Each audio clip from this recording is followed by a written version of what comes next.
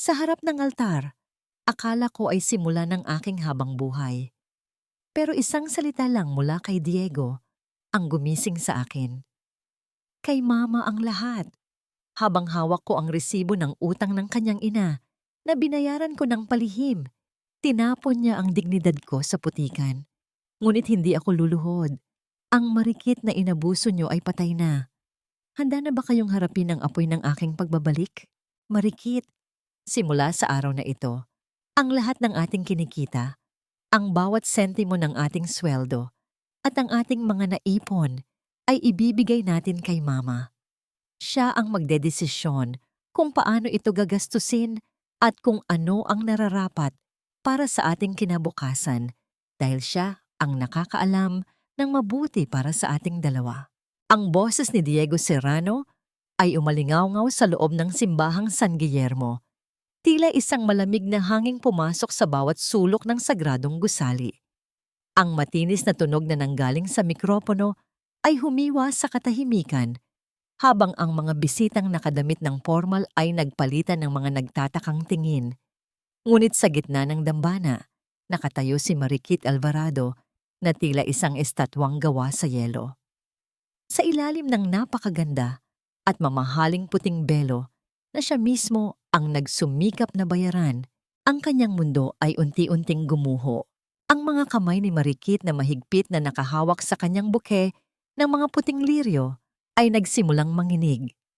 Sa loob ng maliit at lihim na bulsa ng kanyang wedding gown, naroon ang isang lukot na piraso ng papel na naglalaman ng katotohanang tila sumasampal sa kanya sa mga sandaling iyon. Ito ang resibo ng huling bayad para sa 500,000 pisong utang sa ospital ni Doña Esperanza, ang kanyang biyenan. Palihim itong binayaran ni Mariquit gamit ang lahat ng kanyang ipon sa tiyam na taon ng pagtatrabaho sa kanyang bakery. Sa kagustuhang magsimula ang kanilang pagsasama ni Diego na wala nang iniisip na pasaninang matanda. Ang kanyang sakripisyo ay isang lihim na alay ng pag-ibig, ngunit ang iginanti sa kanya ay isang pampublikong pagtatali sa kanyang mga kamay. Tumingala si Mariquit at nakita ang matamis, ngunit mapanuyang ngiti sa mga labi ni Doña Esperanza na nakaupo sa unang hanay ng mga upuan. Ang matanda ay bahagyang tumango, tila tinatanggap ang titulong ibinigay ng kanyang anak, ang pagiging reyna at diktador ng kanilang buhay mag-asawa. Sa tabi nito, ang mukha ni Diego ay nanatiling maamo. Tila ba ang kanyang idineklara ay isang banal na tungkulin at hindi isang pagtataksil sa tiwala ng babaeng nangako sa kanyang habambuhay. Ang paghinga ni Mariquit ay naging mabigat at masakit. Ang bawat hangin na pumasok sa kanyang dibdib ay tila may kasamang maliliit na karayom na tumutusok sa kanyang puso. Naramdaman niya ang pag-akyat ng init mula sa kanyang lalamunan patungo sa kanyang mga mata, ngunit pinigilan niyang pumatak ang luha. Hindi rito, hindi sa harap ng mga taong naghihintay sa kanyang pagkatalo. Ang tunog ng mga bulungan ng mga bisita ay tila mga bubuyog na nagliliparan sa kanyang pandinig, pabalik-balik at nakakahilo.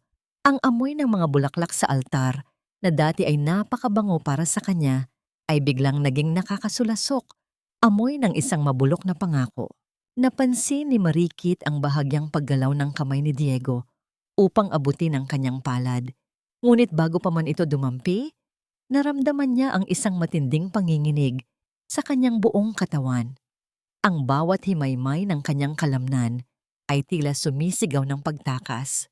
Ang lalaking nasa harap niya, ang lalaking inalayan niya ng kanyang pawis, pagod, at huling sentimo para lamang mailigtas ang kanyang pamilya mula sa kahihiyan ng utang, ay siya ring lalaking naggagapos sa kanya sa isang buhay ng pagkaalipin.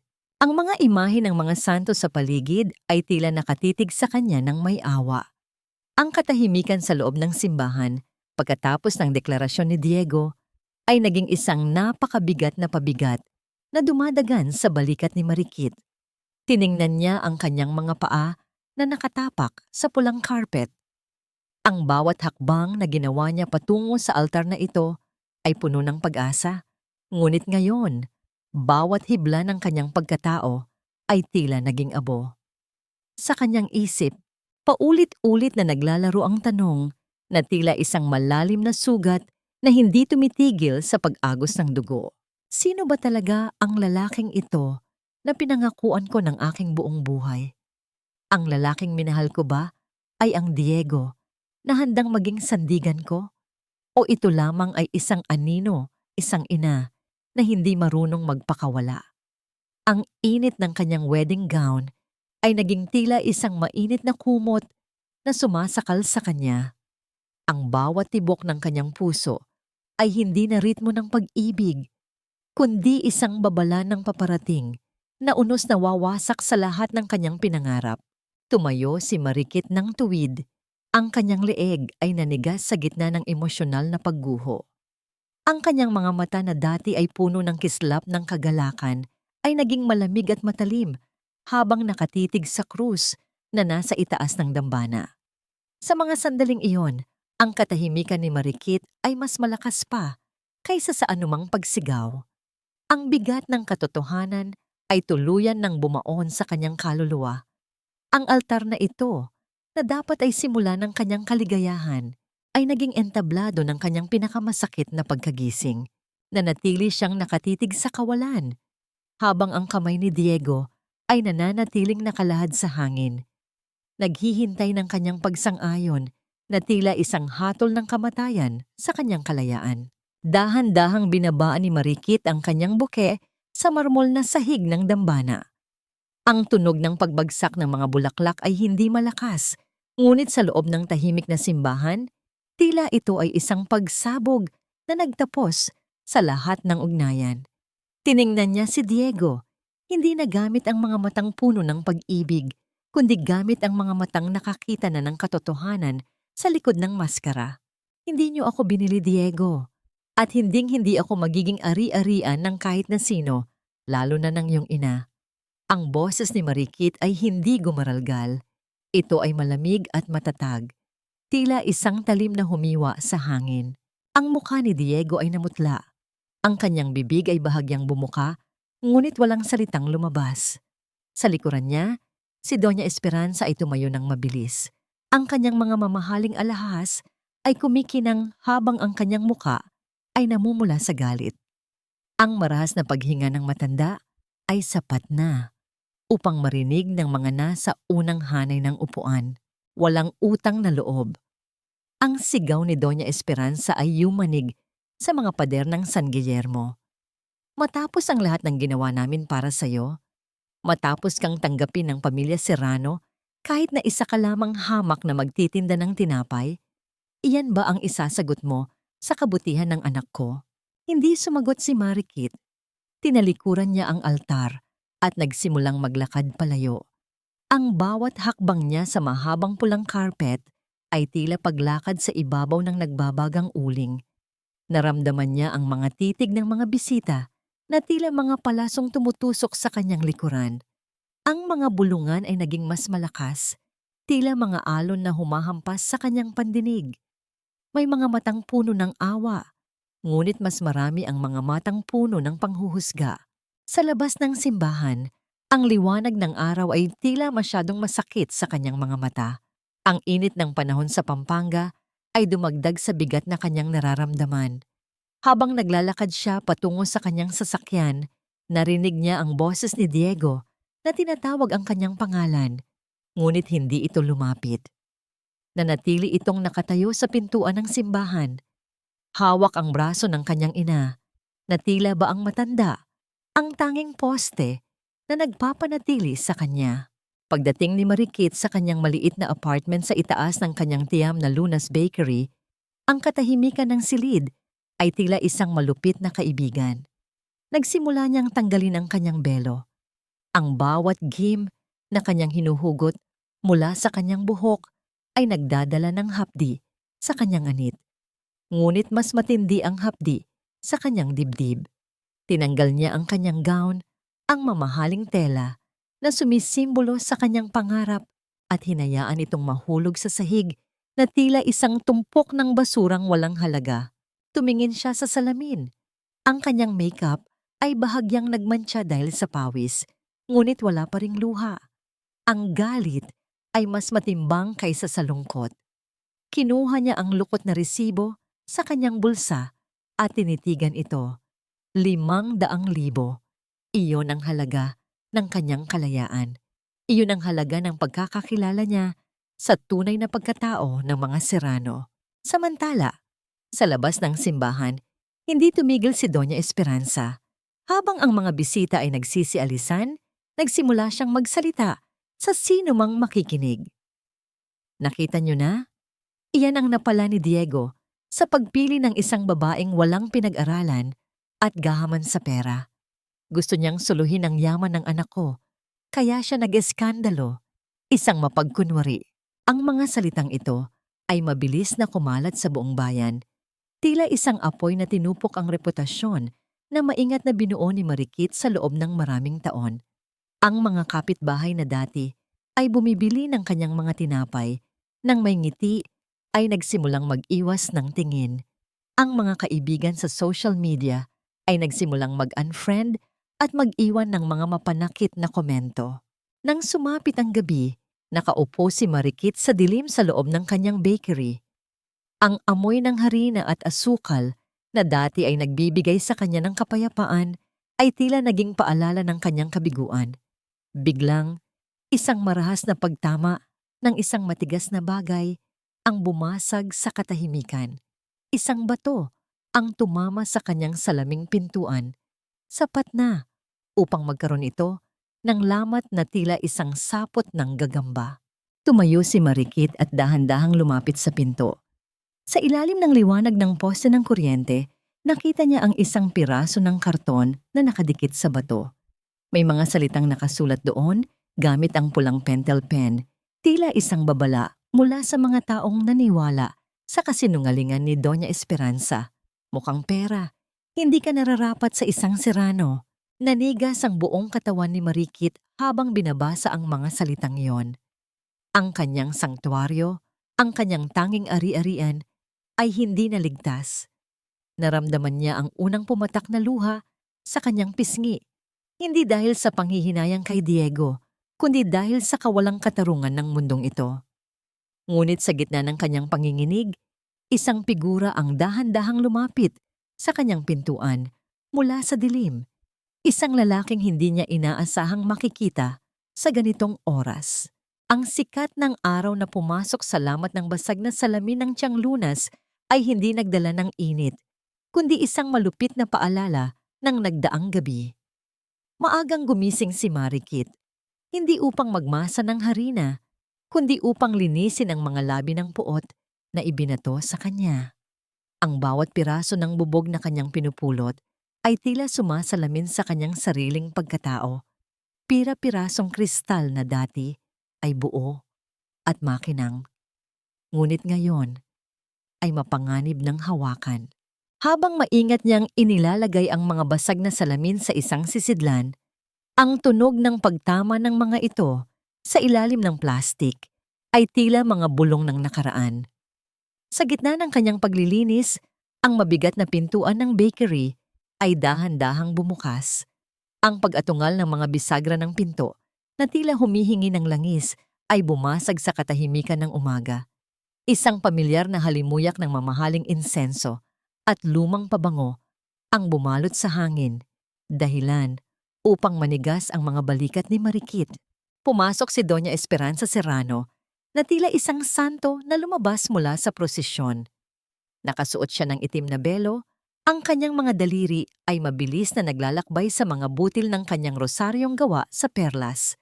Ang kanyang mukha ay hindi nagpapakita ng galit, kundi isang nakakangilong hitsura ng awa na mas masakit pa kaysa sa anumang sampal. Marikit Hija. Ang boses ng matanda ay malumanay. Tila isang mahinang agos ng tubig na may halong lason. Nandito ako para ipagdasal ang kaluluwa mo. Pagkatapos ng ginawa mong kahihiyan sa dambana, ramdam ko ang bigat ng kasalanang pasan-pasan mo. Tumayo ng tuwid si Marikit. Ang kanyang mga kamay na may bahid ng alikabok ay mahigpit na nakakuyom sa kanyang gilid. Wala kayong dapat ipagdasal, tita. Alam nating dalawa kung sino ang totoong nagkasala kahapon. Isang mabilis at pilit na tawa ang kumawala sa mga labi ni Doña Esperanza bago siya nag-antanda ng krus sa kanyang dibdib. Napakatigas ng loob mo. Iyan ba ang itinuro sa iyo ng mga magulang mo? Ang maging mapagmataas sa harap ng mga taong tumulong sa iyo? Huwag mong kalimutan, Marikit, noong nagkakasakit ang mga magulang mo, ang pamilya Serrano ang nag-abot ng kamay. Utang mo sa amin ang bawat hininga ng negosyong ito. Ang gaslighting ay tila isang sining para sa matanda. Alam niya kung saang bahagi ng puso ni Marikit itutusok ang karayom ng utang na loob. Naramdaman ni Marikit ang panunuyo ng kanyang lalamunan. Ang alaala ng tulong na binigay ng mga Serrano sa kanyang pamilya noon ay tila isang tanikalang lalong humihigpit sa bawat salitang binibitawan ng matanda. Kung tungkol ito sa utang na loob, tita, sapat na ang 500,000 binayaran ko sa ospital nyo. Matapang na sagot ni Marikit, bagamat ang kanyang boses ay bahagyang nangangatog. Biglang nagbago ang anyo ni Doña Esperanza. Ang mapagkunwaring awa sa kanyang mga mata ay napalitan ng isang mapang-abusong awtoridad. Lumapit siya kay Marikit hanggang sa maramdaman ng dalaga ang mainit at mabahong hininga ng matanda. Ang perang yon ay abuloy mo sa amin dahil magiging pamilya ka na dapat. Pero dahil tinalikuran mo ang anak ko, wala ka ng karapatan sa anumang ari-arian na nakapangalan sa kanya. Ibalik mo ang pera ng apartment, Marikit. Lahat ng inikontribute mo, ituring mo na lang na bayad sa pinsalang ginawa mo sa reputasyon ni Diego. At huwag mong subukang lumaban dahil may hawak akong papel na pinirmahan ng anak ko. Sa batas ng tao at sa batas ng Diyos, sa amin ang lahat ng yan. Ang bawat salita ay tila isang malakas na hampas sa pandinig ni Marikit. Ang kawalang katarungan ay tila isang madilim na ulap na lumalamon sa kanyang paningin. Pagkatapos bitawan ang mga banta, dahan-dahang tumalikod ang matanda, muling hinawakan ang kanyang rosaryo, at lumabas ng bakery na tila walang ginawang masama. Naiwan si Marikit na nakatayo sa gitna ng kanyang gumuguhong pangarap. Ang kanyang puso ay tumitibok ng mabilis, tila isang ibon na pilit kumakawala sa hawla. Ang kanyang katawan ay tila nawalan ng lakas, at dahan-dahan siyang napaupo sa sahig. Ang kanyang mga kamay ay nakabaon sa kanyang mukha. Sa gitna ng kanyang pag-iisa, ang katahimikan ay muling binuwag ng isang mahaba at paulit-ulit na tunog mula sa kanyang cellphone na nasa ibabaw ng counter. Sa screen, ang pangalan ni Diego ay kumikislap.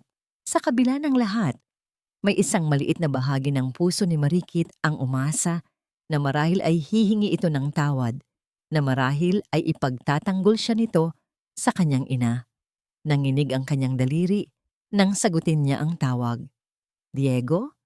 Ang mahina niyang bulong. Marikit. Ang boses ni Diego sa kabilang linya ay hindi puno ng pagsisisi, kundi ng isang nakakapagod na panunumbat. Bakit mo naman ginanyan si Mama kanina? Sana inunawa mo na lang siya. Alam mo namang matanda na siya at madasalin. Hindi ka na ba talaga magbabago? Kung gusto mong magkaayos tayo, ibigay mo na ang hinihingi niya. Para sa atin din naman ito, di ba? Nabitawan ni Marikit ang kanyang cellphone. Ang tunog ng pagtama ng gadget sa semento ay tila ang huling hininga ng kanyang natitirang pag-asa. Ang lalaking akala niya ay kanyang kakampi ay siya palang pinakamatalim na kuko ng agila na dumudurog sa kanyang kaluluwa. Ang tiwala ay parang isang pirasong papel. Kapag nalukot na, kailanman ay hindi na muling magiging kasing kinis ng dati. Habang nakaupo si Marikit sa sahig ng kanyang bakery, tinitingnan ang bawat sulok ng silid na dati ay puno ng halimuyak ng banilya, ngunit ngayon ay tila amoy alikabok at kabiguan. Napagtanto niya na ang kanyang buong buhay ay binuo sa ibabaw ng mga buhangin ng kasinungalingan. Ang mahinang pagtama ng mga buko ng daliri sa kahoy ng kanyang pintuan ay bumasag sa kanyang malalim na pag-iisip. Hindi ito ang marahas na pagkatok ng mga nangungutya o ang mapanumbat na presensya ni Doña Esperanza. Ito ay isang maingat at tila nag-aalangang tunog.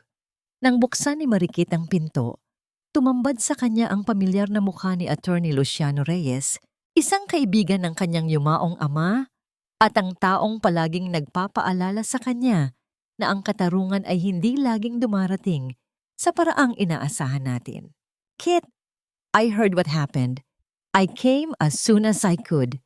Ang boses ni Luciano ay puno ng katapatan habang inilalapag niya ang kanyang briefcase sa ibabaw ng counter. Tumingin siya sa paligid, sa mga basag na salamin at sa tila namatayan na atmosfera ng bakery. Huwag kang mag-alala. We will look into everything. Hindi pwedeng makuha nila ang pinaghirapan mo ng ganoon na lang.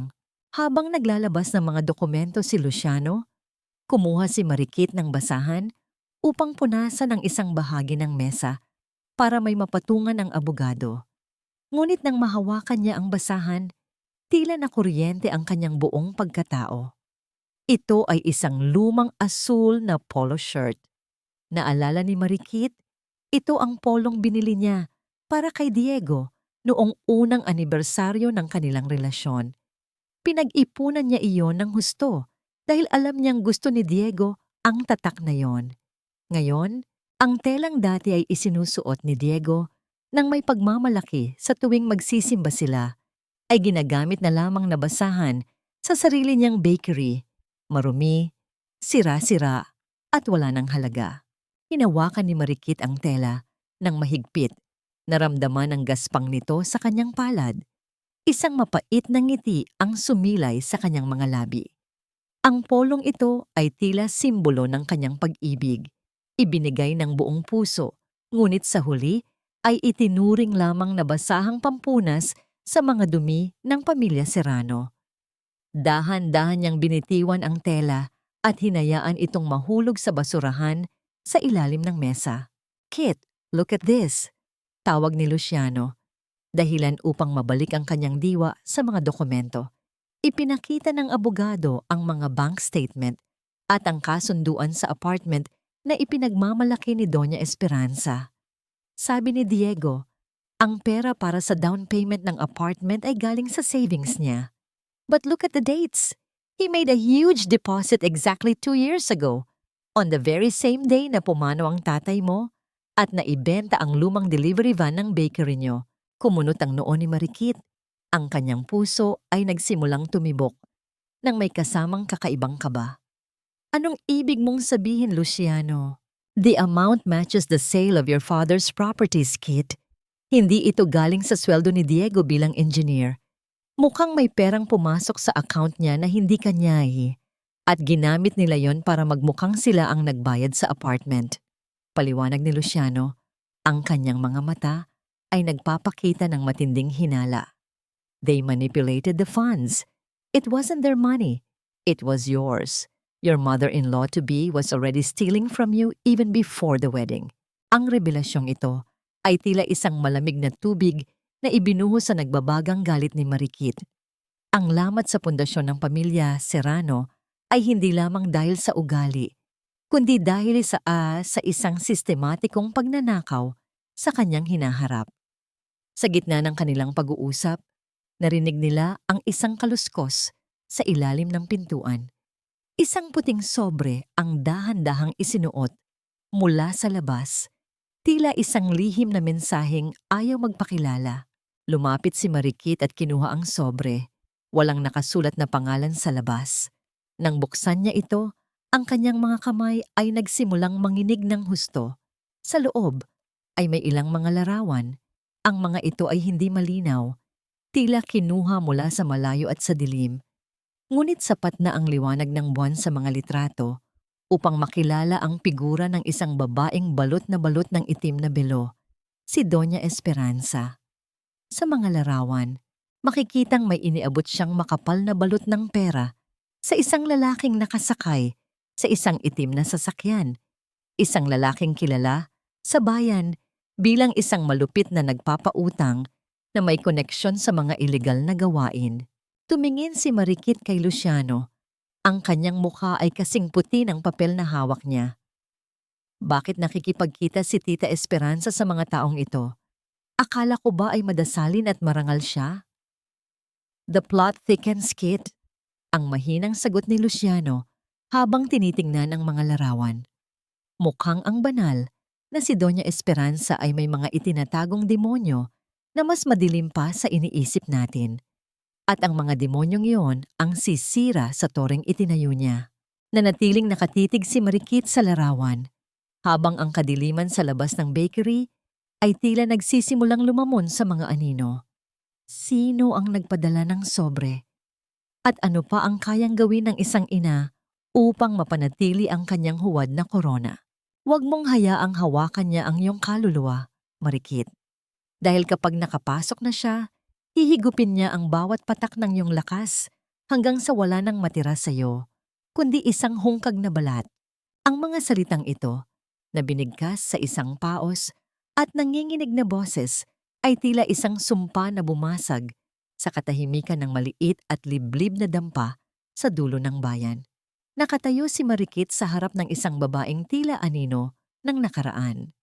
Si Tita Cora, ang nakatatandang kapatid ni Doña Esperanza, ay malayo sa imahe ng kanyang kapatid.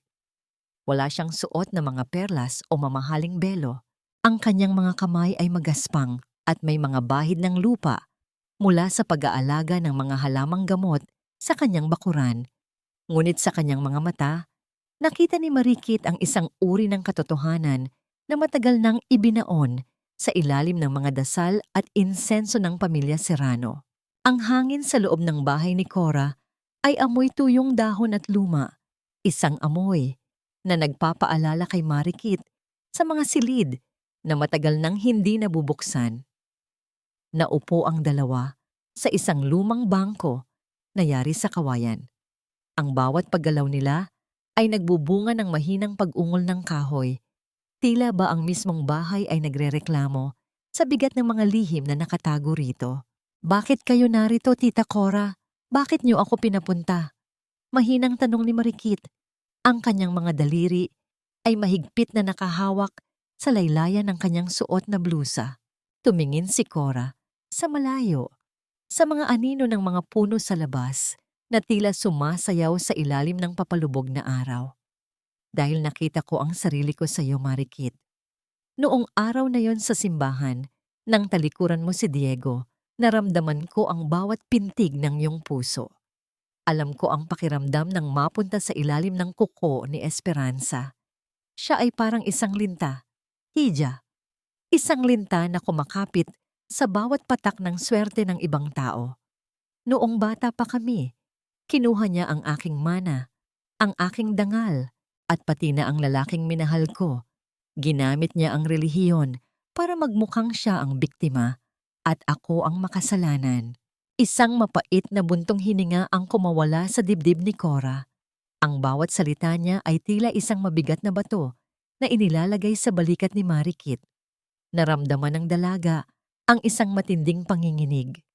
Ang imahe ni Doña Esperanza na palaging may hawak na rosaryo ay unt-unting napapalitan ng isang halimaw na handang lumamon ng kahit na sino para lamang sa sariling kapakanan. Sinabi ni Luciano na may kinalaman sila sa pagkawala ng pera ni tatay. Bulong ni Marikit. Ang kanyang boses ay tila isang marupok na sinulid. Lumingon si Cora kay Marikit at sa unang pagkakataon, nakita ng dalaga ang isang matinding hapis at pagsisisi sa mukha ng matanda.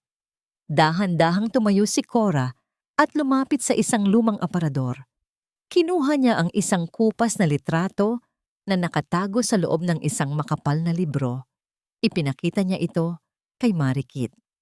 Sa larawan, makikita ang isang masayang grupo ng mga kabataan, sina Cora, Esperanza, at isang lalaking pamilyar ang mga ngiti kay Marikit. Ang kanyang ama, si Arturo. Naramdaman ni Marikit ang paghinto ng pintig ng kanyang puso. Ang kanyang ama ay tila nakatingin sa kanya mula sa nakaraan. Ang kanyang mga mata ay puno ng pag-asa na matagal nang pumanaw.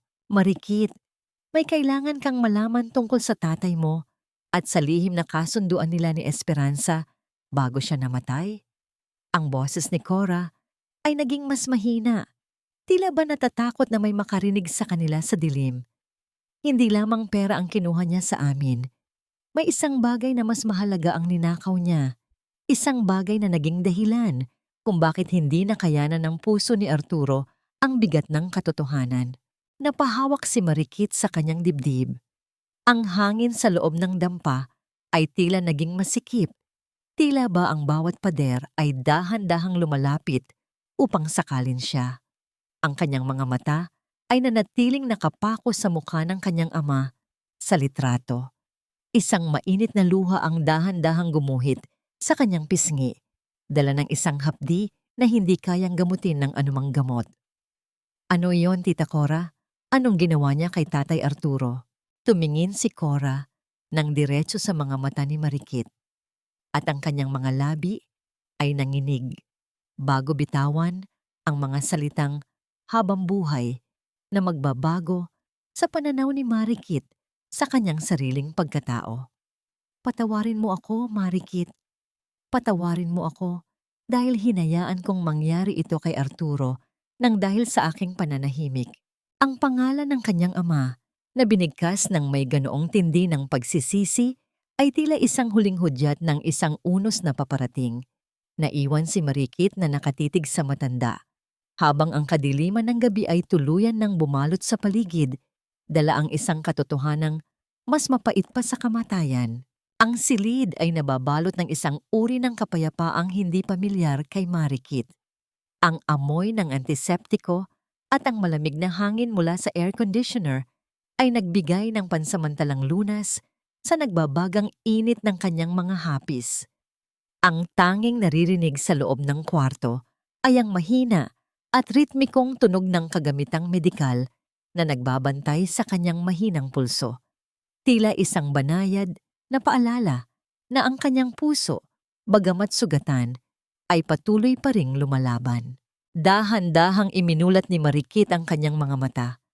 Ang unang sumalubong sa kanya ay ang maputing kisame, at sa gilid ng kanyang paningin, isang anino ng isang lalaking tahimik na nagbabasa ng kanyang medical chart.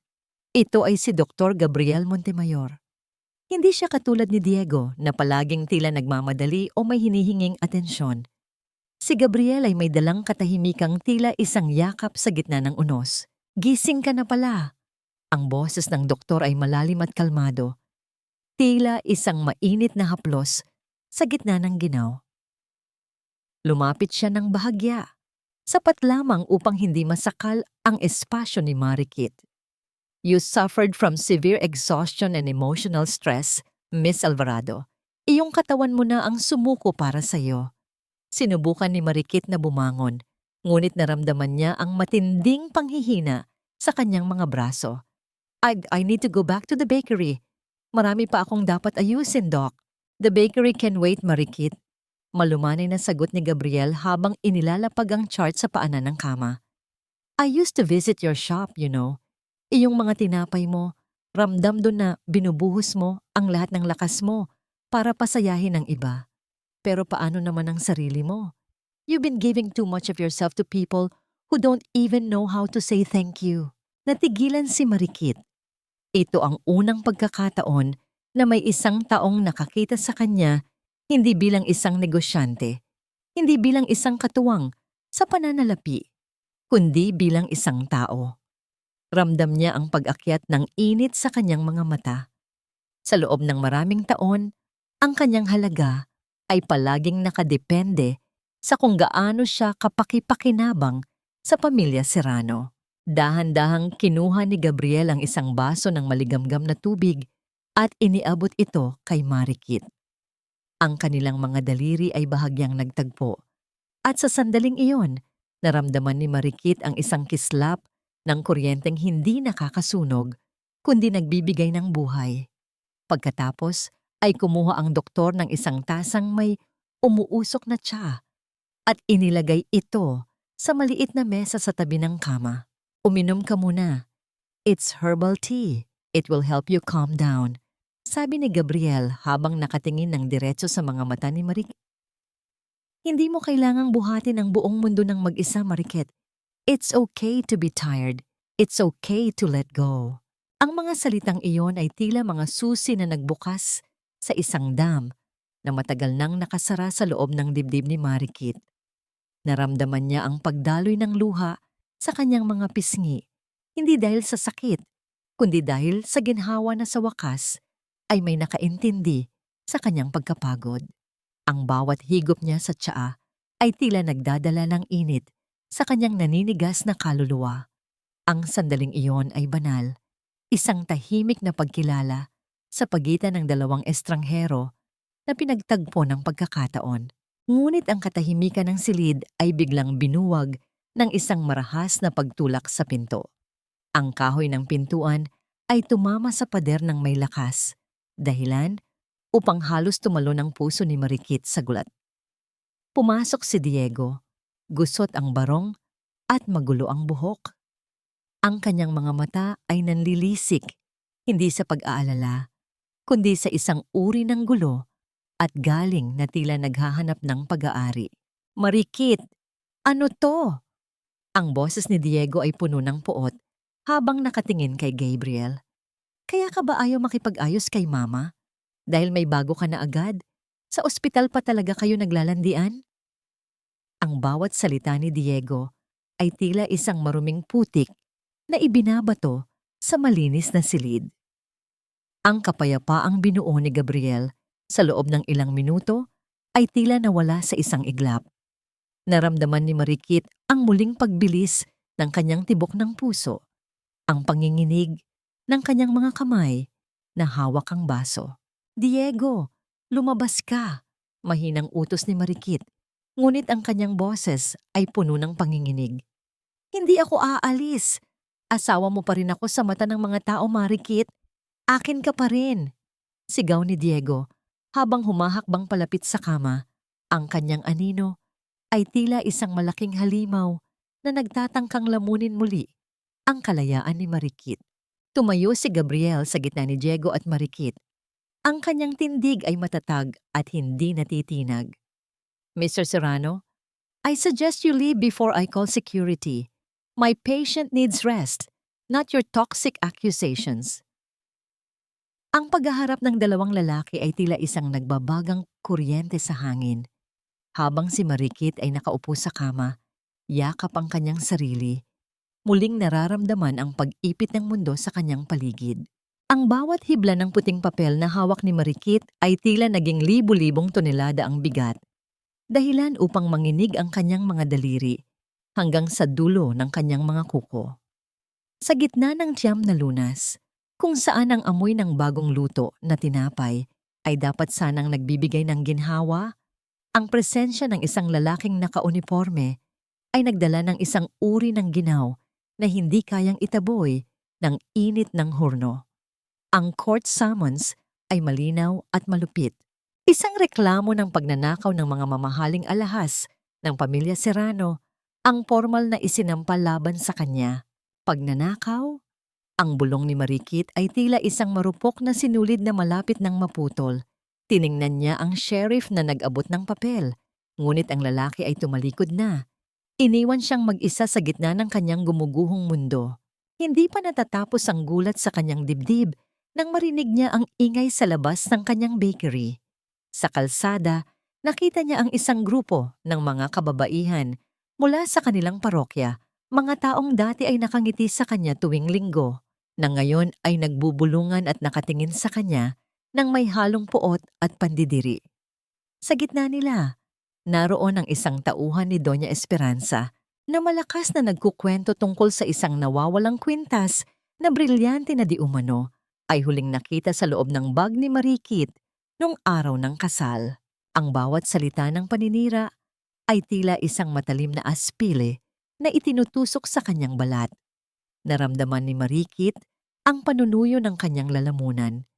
Tila binarahan ito ng tuyong buhangin na mahapdi at nakakasakal. Ang pagnanakaw sa kanyang reputasyon ay hindi sapat para kay Doña Esperanza. Nais nitong makita siyang nakaposas at nakaluhod sa putikan. Ang utang na loob na dati ay itinuturing niyang banal na tungkulin ay naging isang matibay na tanikalang dahan-dahang humihigpit sa kanyang leeg. Binubura ang bawat pagkakataon niyang huminga ng malaya. Sa loob ng kanyang opisina, dumating si Attorney Luciano Reyes na may dalang balitang mas mapait pa sa anumang paratang. Ang mukha ng abogado ay seryoso, ang kanyang mga mata ay nagpapakita ng isang uri ng galit na pilit niyang pinapakalma. Inilapag niya ang isang folder sa harap ni Marikit at ang tunog ng pagtama nito sa mesa ay tila isang hatol na nagpatahimik sa lahat ng ingay sa paligid. Kit, nakuha ko ang audit mula sa ospital kung saan dinala si Doña Esperanza nung nakaraang buwan. Simula ni Luciano, ang kanyang boses ay mababa at puno ng tensyon. Iyong 500,000 piso na ibinigay mo para sa kanyang operasyon at bill. Hindi yon kailanman pumasok sa account ng ospital. Sa katunayan, ang matanda ay naka-charity ward noong mga panahong yon.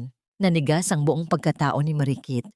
Ang kanyang puso ay tila tumigil sa pagtibok bago muling humampas sa kanyang dibdib nang may kasamang sakit na hindi niya kailanman naramdaman. Anong ibig mong sabihin? Saan napunta ang pera? Base sa mga litratong natanggap mo at sa mga taong nakausap ko sa kabilang bayan, ang pera mo ay direktang dinala sa isang pribadong pasugalan sa labas ng probinsya. Diretsong sagot ni Luciano.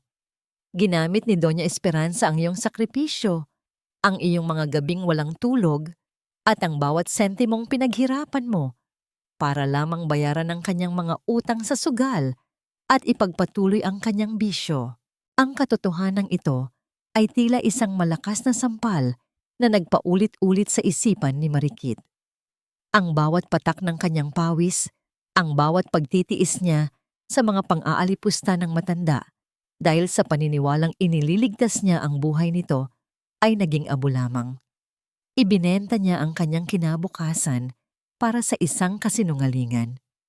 Ang banal na babaeng laging may hawak na rosaryo ay isang sugarol na walang puso, na handang ubusin ang dugo ng ibang tao para lamang sa sariling aliw. Naramdaman ni Marikit ang pag-akyat ng isang uri ng init mula sa kanyang sikmura patungo sa kanyang lalamunan, isang halong pagsusuka at matinding puot. Napahawak siya sa gilid ng mesa nang maramdaman niyang tila umiikot ang paligid.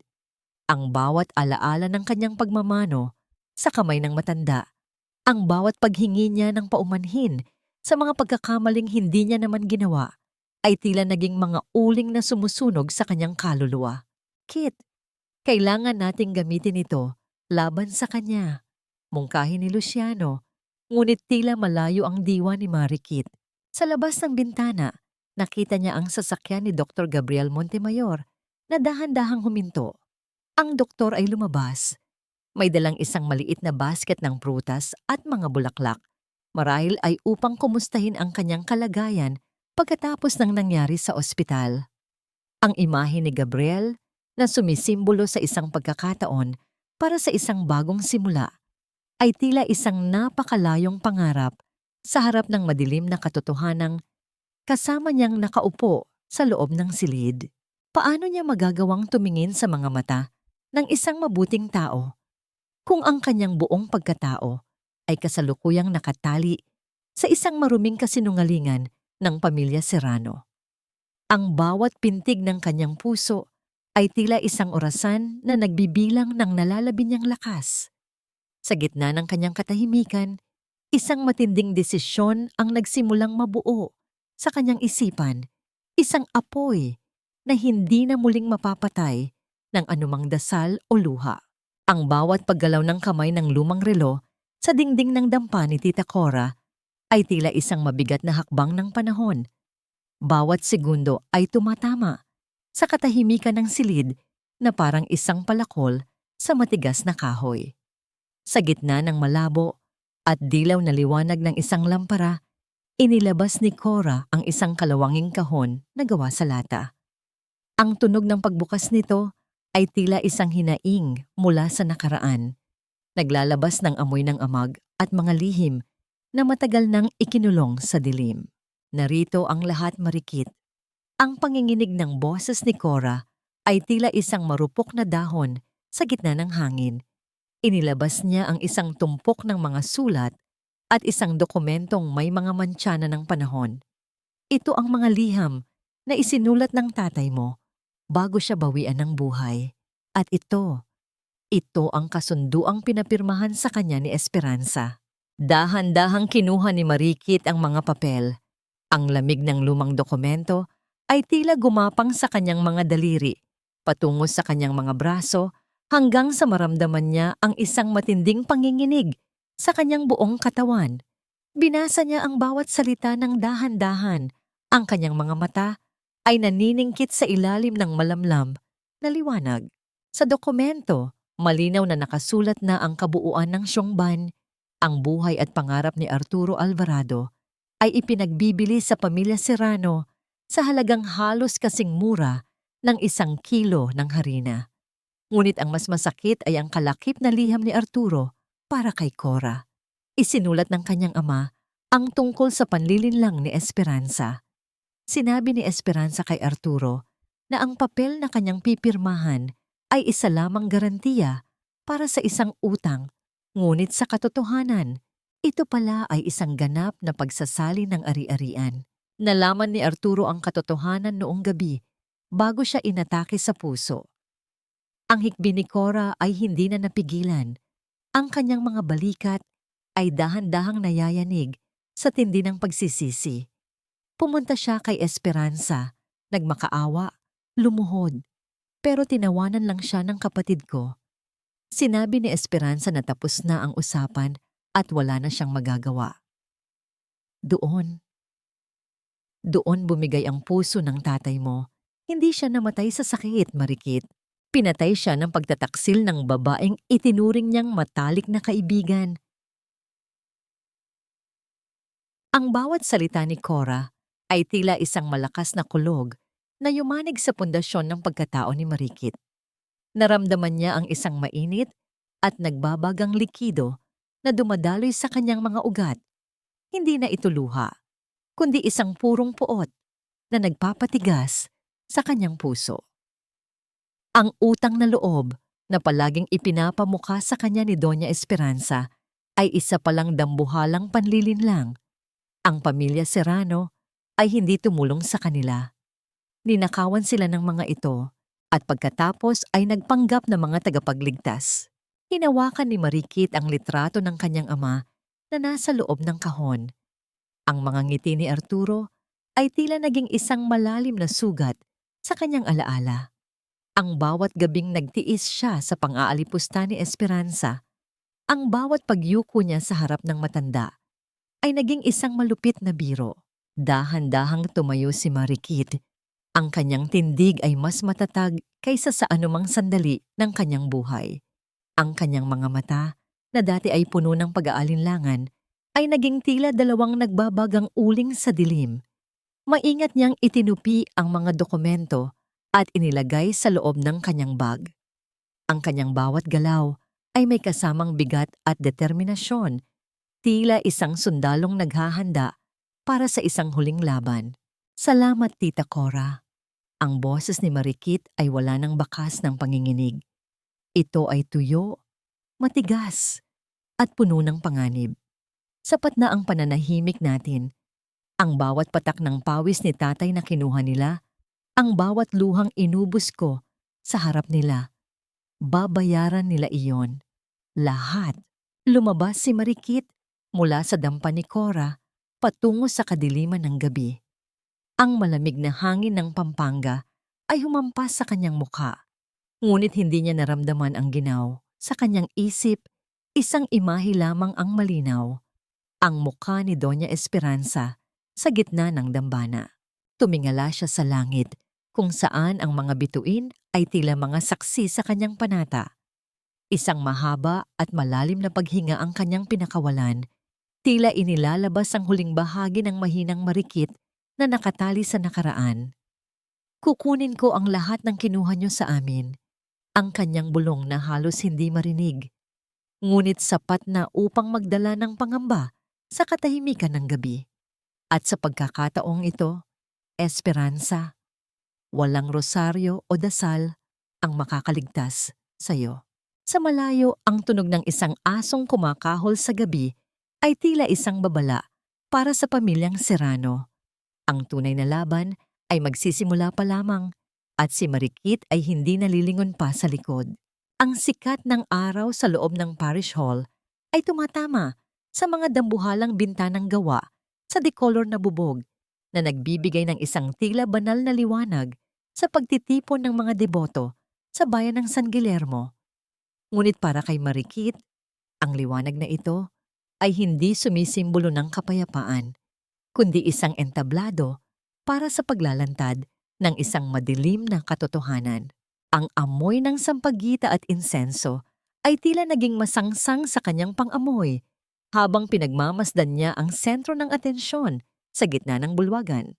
Naroon si Doña Esperanza Serrano, nakaupo sa isang selyadong silya na parang isang reyna ng mga banal. Hawak niya ang kanyang rosaryo. Ang mga butil nito ay mabilis na naglalakbay sa kanyang mga daliri habang malakas siyang nagkukwento sa mga kababaihan ng parokya. Ang bawat salitang lumalabas sa kanyang bibig ay puno ng huwad na lungkot, tila isang masamang dula kung saan siya ang biktima at si Marikit ang kontrabida. Ipinagdarasal ko na lamang ang kaluluwa ng batang iyon. Ang boses ni Esperanza ay narinig ng lahat, malambing ngunit may dalang lason. Pagkatapos niyang nakawan ng aming pamilya, hayaan na natin ang langit ang humusga sa kanya. Ang utang na loob ay hindi talaga itinuturo sa lahat. Dahan-dahang naglakad si Marikit papasok sa bulwagan. Ang tunog ng kanyang mga takong sa makintab na sahig ay tila isang babala. Bawat hakbang ay may dalang bigat na nagpatahimik sa mga nagbubulungan. Ang lahat ng mata ay lumingon sa kanya, mga matang puno ng panghuhusga at pag-aalinlangan. Ngunit si Marikit ay hindi yumuko. Ang kanyang likod ay tuwid na parang isang kawayang hindi kayang baliin ng anumang hangin. Masyado na pong mahaba ang dasal niyo, Doña Esperanza. Ang boses ni Marikit ay gumaralgal sa katahimikan ng bulwagan, matatag at walang bahid ng takot. Pero kahit gaano niyo papaikutin ang mga butil ng rosaryong yan, hindi niyo mabubura ang katotohanang nakasulat sa mga papel na ito. Inilabas ni Marikit ang mga audit report mula sa ospital at ang mga litrato ng matanda sa pasugalan. Inilapag niya ang mga ito sa gitnang mesa, sa harap ng mga lider ng simbahan at ng mga nanlilisik na mata ni Esperanza. Ang bawat pahina na tumama sa mesa ay tila isang malakas na sampal sa dangal ng pamilya Serrano. Ang 500,000 pisong pinaghirapan ko na akala ng lahat ay pambayad sa inyong operasyon ay naging puhunan niyo lamang sa sugal. Patuloy ni Marikit. Ang kanyang mga mata ay nananatiling nakatitig ng diretso sa matanda. At ang sungban ng tatay ko, ninakaw niyo yon gamit ang panlilinlang noong gabing mamatay siya. Sino ngayon ang totoong magnanakaw? Isang matinding katahimikan ang bumalot sa buong parish hall. Ang mga bulungan ay napalitan ng mga singhap ng pagkagulat. Ang mga kababaihang kanina ay nakikiramay kay Esperanza ay dahan-dahang lumayo. Tila natatakot na mahawahan ng mantsa ng kanyang kasinungalingan. Ang mukha ni Esperanza ay namutla. Ang kanyang mga labi ay nanginig, habang ang kanyang hawak na rosaryo ay tila naging isang mabigat na pasanin sa kanyang mga kamay. Upang isalba ang kanyang natitirang mukha, dahan-dahang tumayo si Esperanza at inilahad ang kanyang kanang kamay kay Marikit. Ito ang huling barahan ng isang mapanlinlang, ang paghingi ng pagmamano sa harap ng publiko upang ipakita na siya pa rin ang may awtoridad at si Marikit ang kailangang magpakumbaba. Hija, mukhang nalilito ka lamang dahil sa galit. Ang boses ni Esperanza ay nanginginig na sa tindi ng tensyon. Halika rito, magmano ka sa akin at pag-usapan natin ito ng pribado. Tumingin si Marikit sa nakalahad na kamay ng matanda. Sa loob ng maraming taon, ang kamay na ito ang kanyang hinalikan ng may buong paggalang. Sa paniniwalang ito, ang kamay ng isang tagapagligtas.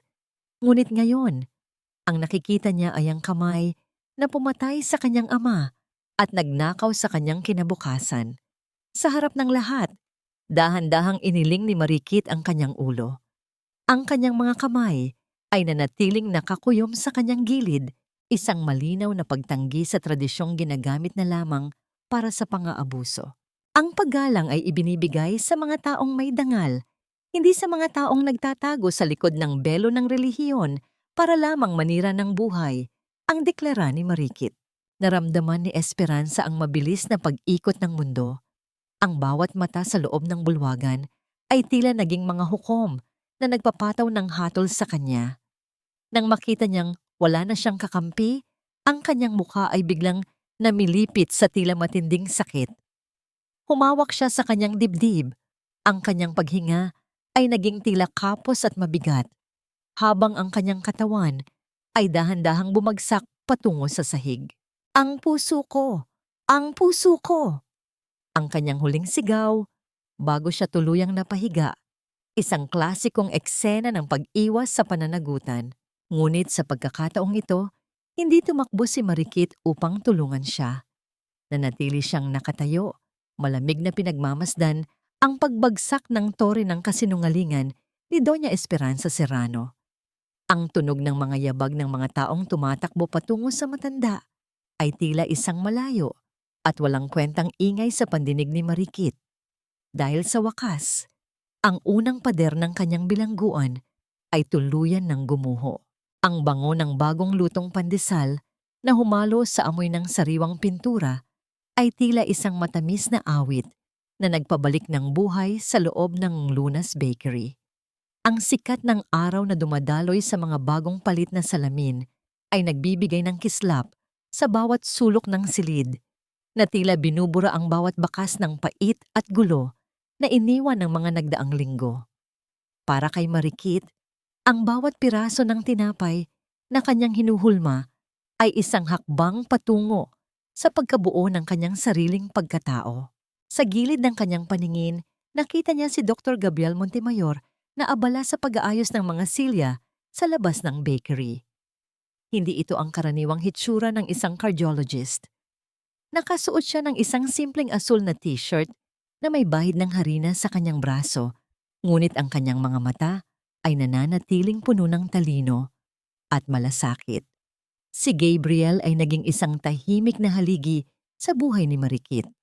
Hindi siya nagtanong ng marami, hindi siya nagdikta, nanatili lamang siyang naroroon upang siguraduhin na may sasalo kay Marikit sa tuwing mawawalan ito ng lakas. "Doc, hindi niyo naman kailangang gawin yan. Baka mapagod kayo. Marami pa kayong pasyente mamaya." Ang boses ni Marikit ay may halong pag-aalala habang inilalabas ang isang tray ng mainit na tinapay mula sa horno. Lumingon si Gabriel at isang banayad na ngiti ang sumilay sa kanyang mga labi. "It's okay, kid. Nakaka-relax din palang tumulong dito. At saka, gusto kong masiguro na perfect ang lahat para sa grand reopening mo bukas. You deserve this new start." Lumapit si Gabriel sa counter at tinitigan si Marikit. Napansin ng doktor ang isang maliit na bahid ng harina sa pisngi ng dalaga. Nang hindi nag-iisip, dahan-dahang itinaas ni Gabriel ang kanyang kamay at gamit ang kanyang hinlalaki, dahan-dahang pinunasan ang puting pulbos mula sa balat ni Marikit. Ang haplos na yon ay tila isang mitya na nagliyab ng isang kakaibang init sa dibdib ni Marikit. Naramdaman niya ang pagtigil ng mundo. Ang tanging buhay na natira ay ang malalim na titig ni Gabriel at ang bilis ng pintig ng kanyang sariling puso. "Thank you, Gabriel," mahinang bulong ni Marikit. Ang kanyang boses ay tila isang himig na puno ng pasasalamat at isang bagong uri ng kaba na hindi nakakasakit, kundi nagbibigay ng pag-asa. Sa unang pagkakataon, pagkatapos ng mahabang panahon, naramdaman ni Marikit na siya ay pinahahalagahan, hindi dahil sa kung ano ang kaya niyang ibigay, kundi dahil sa kung sino siya. Ang pag-ibig ni Gabriel ay tila isang marahang agos ng tubig sa isang tuyong lupa.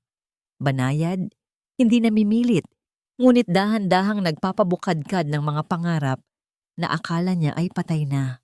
Habang papalubog ang araw, Ang langit sa labas ay nagkulay, kahel at lila.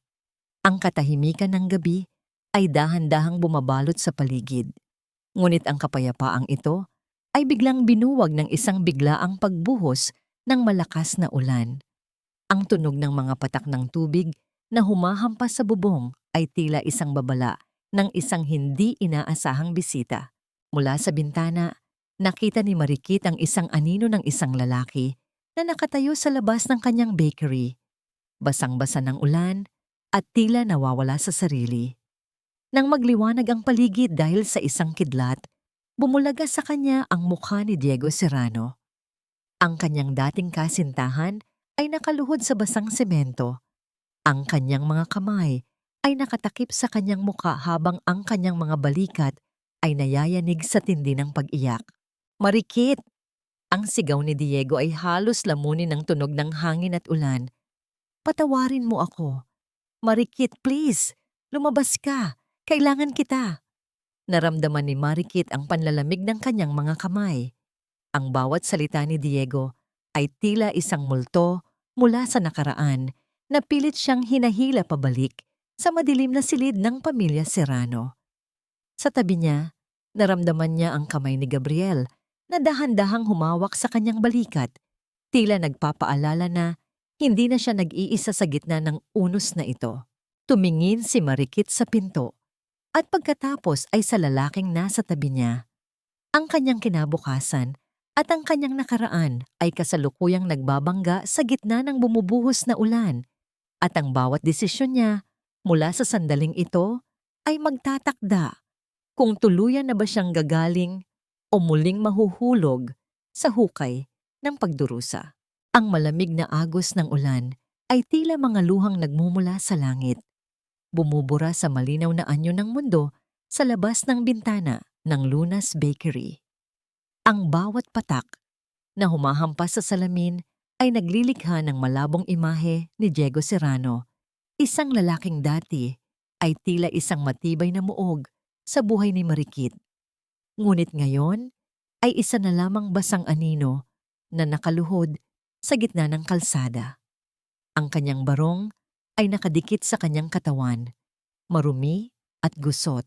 Tila ang kanyang sariling dangal na kinaladkad sa putikan. Dahan-dahang binuksan ni Marikit ang pinto. Hindi dahil sa pag-ibig, kundi dahil sa isang uri ng pagtatapos na kailangan niyang harapin. Ang hanging pumasok ay may dalang amoy ng basang lupa at ang pait ng pagsisisi. Nanatili si Gabriel sa kanyang likuran. Ang kanyang presensya ay tila isang mainit na pader na nagbibigay ng proteksyon sa nanlalamig na diwa ni Marikit. "Marikit, please!" Ang boses ni Diego ay nanginginig, halos lamunin ng ingay ng bumubuhos na ulan. "I left her. Iniwan ko na si Mama sa ospital. Hindi ko na kaya ang mga kasinungalingan niya. Marikit, ikaw lang ang kailangan ko. Let's start over. I'll do anything." Tiningnan ni Marikit ang lalaking dati ay pinangarap niyang makasama habang buhay. Nakita niya ang kanyang paboritong relo na suot pa rin ni Diego. Ang relong pinag-ipunan niya ng 3 buwan. Ngunit sa pagkakataong ito, hindi ang oras ang nakita niya, kundi ang mga tao na sinayang niya sa pag-aalaga sa isang taong hindi marunong tumayo sa sarili niyang mga paa. "I'll return the money, kid. Pakikiusapan ko si Mama na ibalik ang Siongban." Dagdag ni Diego, ang kanyang mga mata ay puno ng desperasyon. "Just come back to me. Ayusin natin to, please. I'm so sorry for everything." Huminga ng malalim si Marikit. "Diego, you're not here because you're sorry. You're here because without me, you have no one to pay for your mother's sins. You're here because the world you built on lies is finally collapsing." "Hindi totoo yan. Mahal kita, Marikit. Gagawin ko ang lahat, kahit talikuran ko pa ang pangalan ko." Sigaw ni Diego. Pilit na inaabot ang laylayan ng damit ni Marikit. Dahan-dahang umatras si Marikit. "You're still wearing that watch, Diego. It's a reminder of a time when I loved you. Pero tignan mo ang paligid mo. The bakery is bright again, not because of you, but because I chose to save myself." Ang pag-ibig ay hindi pagmakaawa sa gitna ng ulan, matapos mong hayaang sirain ng ina mo ang buhay ko. Sa gitna ng kanilang paghaharap, ang panginginig ng telepono sa loob ng bulsa ni Diego ay nagdala ng isang bagong uri ng kaba. Kinuha ito ni Diego nang may nanginginig na kamay. Ang boses ng kanilang dating katulong sa bahay Serrano ay umalingaw-ngaw, puno ng takot at pagmamadali. Kuya Diego, si Madam Esperanza. Uminom siya ng maraming gamot. Sabi niya ayaw na niyang mabuhay kung itatakwil niyo rin siya. Bilisan niyo kuya, wala siyang malay. Ang mukha ni Diego ay nawalan ng kulay. Tumingin siya kay Marikit, ang kanyang mga mata ay nagmamakaawa. Marikit, please, sumama ka sa akin. Kailangan ka ni Mama. Ikaw lang ang pakikinggan niya. If she dies, hindi ko mapapatawad ang sarili ko. Jebs, please save her one last time. Naramdaman ni Marikit ang isang matinding hapdi sa kanyang puso. Hindi dahil sa awa kay Esperanza, kundi dahil sa katotohanang hanggang sa huling sandali, ginagamit pa rin ng matanda ang sarili nitong buhay bilang sandata ng manipulasyon. Ang suicide threat ni Esperanza ay ang huling barahan ng isang reynang ayaw mawalan ng kontrol. Tumingin si Marikit kay Gabriel na ang mga mata ay nagsasabing handa itong sumuporta sa anumang desisyon niya. Pagkatapos ay binalingan niya si Diego na ngayon ay tila isang bata na nawawala sa dilim. No, Diego. Ang boses ni Marikit ay matatag, bagamat may bahid ng lungkot. That is a bridge I will no longer cross. Ang pagliligtas sa kanya ay hindi ko natungkulin. Her life is in her hands and yours is in yours. Huwag mong gamitin ang konsensya ko para itali muli ako sa inyong dalawa. Tumalikod si Marikit at dahan-dahang isinara ang pinto ng bakery. Ang huling nakita niya ay si Diego na tumatakbo patungo sa kanyang sasakyan. Muling sumasabak sa unos para sa isang inang kailanman ay hindi siya pinalaya. Naiwan si Marikit sa loob ng maliwanag na bakery. Yakap ang sarili habang ang katahimikan ay tila isang mabigat na kumot. Ngunit sa kabila ng lahat, alam niyang ito ang unang gabi na matutulog siyang hindi napasan ang daigdig ng mga Serrano. Hindi mo pwedeng gawin sa amin ito, Marikit. Pagkatapos ng lahat ng pagkupkop namin sa'yo, gaganituhin mo kami. Wala kang utang na loob. Ang matinis at nanginginig na boses ni Doña Esperanza Serrano ay umalingaw-ngaw sa loob ng tahimik na silid ng mediation room. Ang bawat salita niya ay tila isang punyal na pilit itinatama sa konsensya ni Marikit. Ngunit ang dalaga ay nanatiling nakaupo ng tuwid. Ang kanyang mga kamay ay magkapatong sa ibabaw ng mesa. Sa kanyang tabi, si Attorney Luciano Reyes ay dahan-dahang naglalabas ng mga dokumento mula sa kanyang briefcase. Ang bawat pagkaluskos ng papel ay tila isang hakbang patungo sa katotohanan. Sa harap nila, si Diego ay tila isang lantang gulay. Ang kanyang mga mata ay malalim at puno ng puyat. Ang kanyang ina ay patuloy sa pag-arte. Hawak ang kanyang dibdib at mabilis ang paghinga. Pilit na kumukuha ng atensyon at awa mula sa mediator na nakaupo sa dulo ng mesa. Ngunit si Marikit ay hindi na ang babaeng madaling makuha sa drama ng pamilya Serrano. Tita Esperanza, tapos na ang panahon ng mga salita. Ang malamig na sagot ni Marikit, ang kanyang boses ay walang bahid ng galit, kundi puno ng isang nakakangilong determinasyon. Nandito tayo para pag-usapan ng katarungan, hindi ang inyong mga imbentong kwento ng pagkupkop. Tumango si Luciano at inilatag ang isang kupas na dokumento sa gitna ng mesa. Ang tunog ng pagtama ng folder sa kahoy ay tila isang malakas na hudyat na nagpatahimik sa lahat. Ito ang orihinal na titulo ng Siyong Banya ni Arturo Alvarado. At ito naman, sabi ni Luciano habang inilalabas ang isa pang papel, ay ang kasunduang pinapirmahan niyo sa kanya noong gabing bago siya pumanaw. Base sa aming forensic examination, ang lagda ni Ginoong Alvarado ay nakuha sa ilalim ng panlilinlang. Sinabi niyo sa kanya na ito ay collateral lamang para sa utang, ngunit ito ay isang ganap na deed of sale na walang kaukulang bayad. Naramdaman ni Marikit ang paninikip ng kanyang dibdib habang pinagmamasdan ang reaksyon ni Diego. Ang kanyang dating kasintahan ay dahan-dahang kinuha ang dokumento. Ang kanyang mga kamay ay nagsimulang manginig ng husto. Binasa ni Diego ang bawat linya. Ang kanyang mga mata ay nanlalaki sa bawat katotohanang nabubunyag. Ang mahinang tawag ni Diego. Ang kanyang boses ay puno ng panginginig. Ma, is this true? Sabi mo sa akin, binili niyo ang bakery ni Tito Arturo para tulungan si Marikit. Sabi mo, ito ang legacy na iniwan nila sa atin dahil sa utang na loob. Pero bakit nakasulat dito na wala tayong binayaran kahit isang sentimo? Huwag kang maniwala sa kanila, Diego. Fake yan. Gawa-gawa lang yan ng babaeng yan para sirain tayo. Ang sigaw ni Esperanza, ang kanyang mga mata ay nanlilisik habang nakaturo kay Marikit. Ang kanyang bawat paghinga ay naging tila isang huni ng isang hayop na nasusukol sa sulok. Ngunit hindi tumigil si Luciano. Inilabas pa niya ang mga record ng bangko at ang audit ng pondo ng pamilya Serrano. Hindi lamang ang bakery ang kinuha niyo, Doña Esperanza. Ginamit niyo rin ang sweldo at naipon ng sarili niyong anak, pati na ang perang ibinigay ni Marikit para sa inyong kunwaring operasyon upang bayaran ang inyong mga utang sa isang illegal gambling ring. Narito ang mga resibo ng inyong mga talo sa sugal na tumutugma sa mga petsa ng pagkawala ng pera ni Marikit. Isang matinding katahimikan ang bumalot sa silid. Isang katahimikang mas masakit pa sa anumang pagsigaw. Tumingin si Diego sa kanyang ina. At sa unang pagkakataon, nakita ni Marikit ang pagguho ng pedestal kung saan inilagay ni Diego si Esperanza. Ang bawat alaala ng banalan na ina ay tila naging mga abo sa hangin.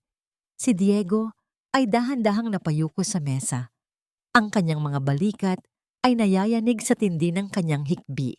Ang katotohanang ang kanyang ina ay isang kriminal na nagnakaw sa babaeng mahal niya ay tila isang hatol na hindi niya kayang tanggapin. Ninakawan niyo kami, Ma. Ang paos na bulong ni Diego habang nakatingin sa mga papel. Ninakawan niyo ang kinabukasan namin ni Marikit. Pinatay niyo ang tatay niya sa stress at panloloko.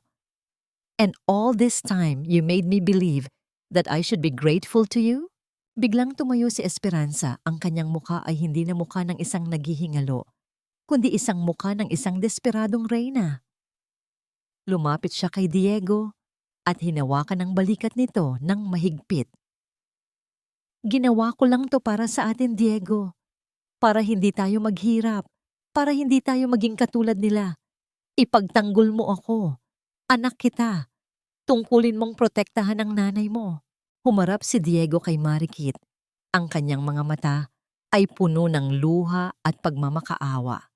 Sa kabilang banda, ang mediator ay nagsimulang magsalita tungkol sa mga posibleng kasong kriminal na kakaharapin ni Esperanza kung hindi sila makakarating sa isang kasunduan. Isang kasunduan na nangangahulugang kailangang ibalik ang lahat, pati na ang karapatan sa apartment at ang syongban. Diego, ang mahinang tawag ni Marikit. Ang kanyang boses ay puno ng awa, ngunit walang bakas ng pag-atras. This is the moment. Pipiliin mo ba ang katarungan para sa tatay ko at sa sarili mo? O patuloy mo bang tatakpan ang mga kasalanan ng iyong ina, kahit na ang kapalit nito ay ang iyong sariling kaluluwa? Naramdaman ni Marikit ang mabilis na pagtibok ng kanyang puso habang hinihintay ang sagot ni Diego. Ang bawat segundo ay tila isang mahabang oras sa gitna ng tensyon. Sa labas ng silid, ang tunog ng mga yabag ng mga tao ay tila isang malayo at walang kwentang ingay dahil ang lahat ng nakataya ay narito sa loob ng 4 na sulok ng silid na ito. Tumingin si Diego kay Esperanza na ngayon ay nakaluhod na sa tabi niya, umiiyak at nagmamakaawa, at pagkatapos ay tumingin siya kay Marikit. Ang kanyang kamay ay dahan-dahang lumapit sa ballpen na nasa ibabaw ng mesa Ang kasunduan sa harap niya ay naghihintay ng kanyang lagda, isang lagdang magpapakulong sa kanyang ina o magpapalaya sa babaeng kailanman ay hindi niya nagawang protektahan. Tapos hindi ko na kayang habulin ang mga anino ng iyong mga kasalanan.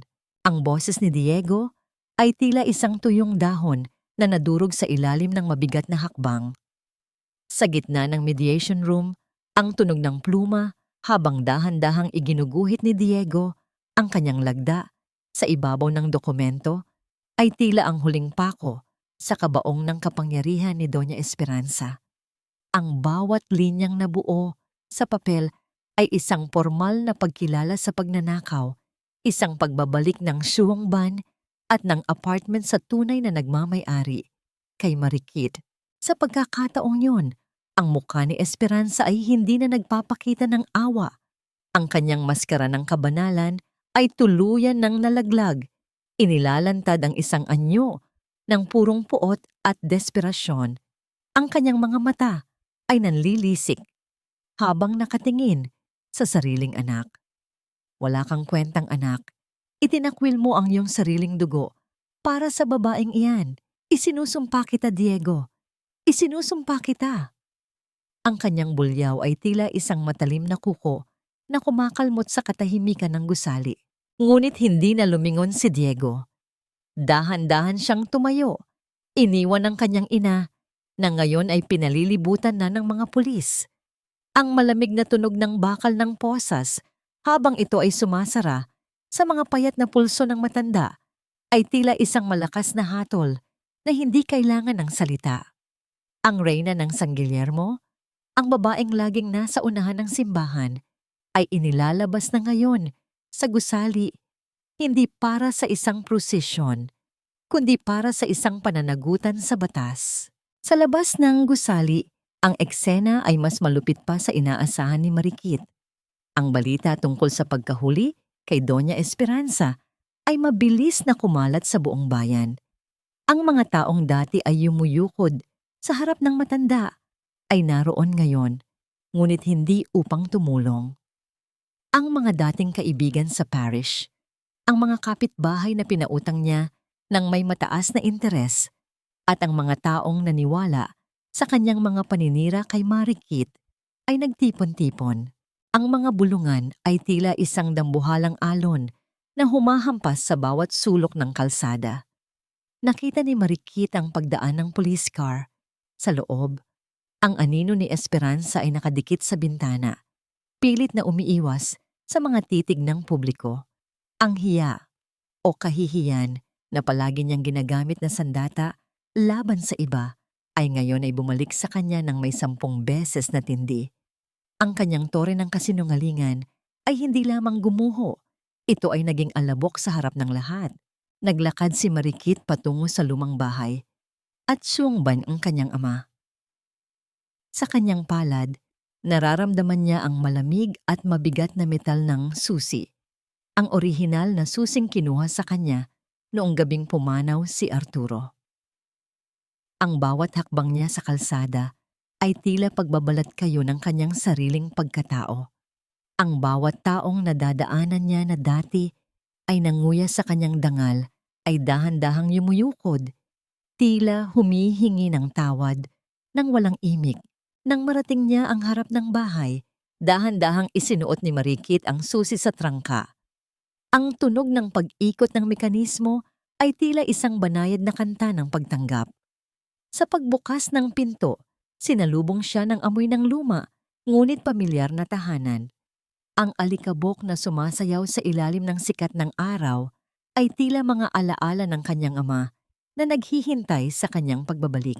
Pumasok si Marikit at dahan-dahang hinaplos ang mga dingding. Sa pagkakataong ito, naramdaman niya ang tunay na tagumpay. Hindi ito tungkol sa perang nabawi, kundi sa dangal na muling nabuo. Tumingin siya sa bintana at nakita si Diego sa malayo, nakatayo sa tabi ng kanyang sasakyan, nakatingin sa bahay ng may matinding lungkot bago tuluyang pumasok at humarurot palayo. Ang lalaking hindi marunong pumili ay tuluyan ng nawalan ng puwang sa mundong ito. Sa gitna ng dapit hapon, Ang katahimikan ng bahay ay muling binuwag ng isang malayo, ngunit malinaw na tinig. Mula sa loob ng kulungan, sa kadiliman ng kanyang sariling gawa, ang sigaw ni Esperanza ay tila umaalingaw-ngaw pa rin sa isipan ni Marikit. Isang sigaw na puno ng galit. Tinatawag ang pangalan ni Marikit ng paulit-ulit. Tila isang sumpa na wala ng bisa. Napatitig si Marikit sa susi na nasa kanyang kamay. Ang kanyang puso ay tumitibok ng may kapayapaan, ngunit sa likod ng kanyang isipan, isang tanong ang nananatiling nakabitin. Sa pagbawi niya sa lahat, sapat na ba ang katarungang ito upang hilumin ang sugat na iniwan ng 10 taon ng pagdurusa? Sa ilalim ng malawak na langit na kulay lila at kahel, ang sementeryo ng San Guillermo ay nababalot ng isang uri ng kapayapaang hindi kayang ibigay ng maingay na mundo ng mga nabubuhay. Ang ihip ng mahinang hangin ay may dalang amoy ng basang damo at sariwang kandila. Dahan-dahang naglakad si Marikit sa pagitan ng mga puting krus. Ang bawat hakbang niya sa tuyong dahon ay naglilikha ng isang banayad na tunog ng pagguho ng nakaraan. Nang marating niya ang puntod ng kanyang ama, si Arturo Alvarado, naramdaman ni Marikit ang isang pamilyar na sikip sa kanyang dibdib. Ngunit sa pagkakataong ito, wala na ang hapdi ng galit. Inilapag niya ang isang buke ng mga puting liryo, ang parehong uri ng bulaklak na hawak niya noong araw ng kanyang naudlot na kasal. Ngunit ngayon, ang mga bulaklak na ito ay hindi na simbolo ng isang huwad na pangako, kundi isang alay para sa isang tunay na pag-ibig na kailanman ay hindi siya tinalikuran. Dahan-dahan siyang lumuhod sa harap ng marmol na lapida. Gamit ang kanyang panyo, maingat niyang pinunasan ang alikabok na nakakabit sa pangalan ng kanyang ama. Ang bawat haplos niya sa malamig na bato ay tila isang paghingi ng paumanhin sa kanyang sarili. Tay, binawi ko na ang lahat. Ang mahinang bulong ni Marikit. Ang kanyang boses ay tila isang dalangin na tinatangay ng hangin. Patawarin mo ako kung naging mahina ako noon. Patawarin mo ako kung hinayaan kong tapakan nila ang pangalan natin dahil sa maling akala ng utang na loob. Ngayon tay, malaya na tayo. Ang bawat patak ng luha na dumaloy sa kanyang pisngi ay tila isang paglilinis sa kanyang kaluluwa. Hindi ito luha ng pait, kundi luha ng paglaya. Pinatawad na ni Marikit ang kanyang sarili sa pagiging marupok, sa pananatili sa isang relasyong unti-unting pumapatay sa kanyang pagkatao. Sa gitna ng kanyang pag-iisa, naramdaman niya ang isang presensya sa kanyang likuran. Nang lumingon siya, tumambad sa kanya si Diego Serrano. Ang lalaking dati ay tila isang prinsipe, sa kanyang paningin ay isa na lamang anino ng isang taong nawalan ng direksyon. Ang kanyang suot na polo ay kupas at may mga mantsa ng dumi. Ang kanyang mga mata ay malalim at tila walang buhay. Wala na ang matikas na Diego. Ang natira ay isang lalaking durog, ang pagkatao, dahil sa mga kasalanang hindi niya nagawang pigilan. Marikit, ang paos na tawag ni Diego. Nakatayo siya sa malayo, tila natatakot na dumumi ang paligid ni Marikit kung siya ay lalapit. Wala na kaming matirhan. Si Mama, nasa hospital wing ng kulungan. Ayaw niya akong kausapin. Sinasisi niya ako sa lahat. Tumingin si Marikit kay Diego nang may halong awa. Ngunit wala nang bakas ng pagnanais na bumalik. Ang lalaking nasa harap niya ay ang bunga ng sarili nitong kahinaan. Ang bawat desisyon ay may kapalit, Diego. Pinili mong maging bulag sa loob ng maraming taon. Ngayon, kailangan mong matutong tumingin sa katotohanan ng mag-isa. Patawarin mo ako, Kit, kung maibabalik ko lang ang lahat. Ang hikbi ni Diego ay bumasag sa katahimikan ng sementeryo. Ang kanyang mga balikat ay nayayanig sa tindi ng pagsisisi. Pinapatawad na kita, Diego. Ang matatag na sagot ni Marikit. Pinapatawad kita, hindi dahil nararapat ka, kundi dahil ayaw ko nang dalhin ang bigat ng galit sa puso ko. Pero ang pagpapatawad ay hindi nangangahulugan ng pagbabalik. Ang Marikit na kilala mo ay namatay na sa altar na yon. Ang kaharap mo ngayon ay isang babaeng natutunan ng mahalin ang sarili niya. Tumalikod si Marikit. Iniwan si Diego na nakatayo sa gitna ng mga puntod, isang simbolo ng nakaraang kailangan ng ibaon sa limot. Habang naglalakad siya patungo sa labasan, nakita niya ang isang pamilyar na sasakyan. Lumabas si Dr. Gabriel Montemayor mula sa kotse, may dalang isang maliit na bouquet ng mga puting rosas. Ang kanyang muka ay maliwanag, ang kanyang mga mata ay sumasalamin sa pag-asa na matagal nang hinahanap ni Marikit. Lumapit si Gabriel at inilahad ang mga bulaklak. "I figured you'd be here." Ang malumanay na boses ni Gabriel ay tila isang musika na nagpatahimik sa lahat ng ingay sa isip ni Marikit. "Handa ka na bang sumulat ng bagong kwento, Marikit? Isang kwento na ikaw naman ang bida?" Tumingin si Marikit kay Gabriel at sa unang pagkakataon, ang kanyang ngiti ay umabot hanggang sa kanyang mga mata. Dahan-dahan niyang tinanggap ang mga rosas. Ang bango nito ay tila isang pangako ng isang bukas na puno ng liwanag. Ang bawat hakbang nila, palayo sa sementeryo, ay tila isang paglakad patungo sa isang buhay na wala ng tanikala. Isang buhay kung saan ang paghilom ay hindi na lamang pangarap, kundi isang katotohanang kasalukuyan na niyang yakap. Ang bawat pag-ikot ng masilya sa ibabaw ng malambot na dough ay tila isang ritual ng pasasalamat. Ang bango ng banilya at bagong luto na ensaymada na humahalimuyak sa loob ng bagong bihis na Lunas Bakery and Events ay sapat na upang mapawi ang anumang pagod ni Marikit. Ang kanyang negosyo ay hindi na lamang isang maliit na tiyang sa kanto. Ito ay naging isang simbolo ng katatagan sa buong probinsya ng Pampanga. Ang mga dingding na dati ay may bakas ng lamat ng puot ay nababalutan na ngayon ng mga litrato ng masasayang okasyon, mga kasal, binyag, at kaarawan na naging bahagi ng kanyang muling pagbangon. Nakatayo si Marikit sa likod ng counter. Suot ang kanyang malinis na apron na may borda ng kanyang pangalan. Ang kanyang buhok ay maayos na nakapusod. Inilalantad ang kanyang mukha na wala na ang bakas ng puyat at takot, kundi puno ng isang uri ng ningning na nagmumula sa loob. Sa isang sulok, nakita niya si Tita Cora na masayang nakikipag-usap sa mga bagong empleyado. Ang matanda ay tila bumata rin. Ang kanyang mga mata ay hindi na nababalot ng hapis ng nakaraan. "Tita, mukhang napapagod na kayo. Maupo muna kayo rito at uminom ng juice." Ang banyag na pag-aya ni Marikit habang inilalapag ang isang basong may yelo sa mesa. "Ayos lang ako, Hija. Nakikita ko lang ang tatay mo sa bawat galaw mo. Tuwang-tuwa siguro si Arturo dahil ang siyongban na pinangarap niya ay mas malaki na ngayon kaysa sa iniisip namin noon." Ang sagot ni Cora, ang kanyang boses ay puno ng pagmamalaki. Sa gitna ng kanilang pag-uusap, pumasok ang isang batang babae. Marahil ay nasa 20 taon pa lamang. Ang kanyang mga mata ay mamasa-masa at ang kanyang mga kamay ay nanginginig habang hawak ang isang listahan para sa kanyang paparating na kasal. Lumapit si Marikit at dahan-dahang hinawakan ang kamay ng dalaga. Ramdam niya ang panginginig nito, ang parehong panginginig na naramdaman niya noon.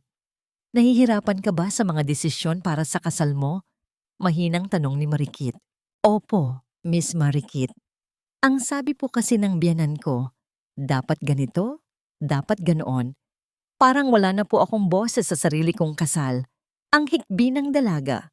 Huminga ng malalim si Marikit at tinitigan ng dalaga ng may matinding tawkam. "Makinig ka sa akin, Hija.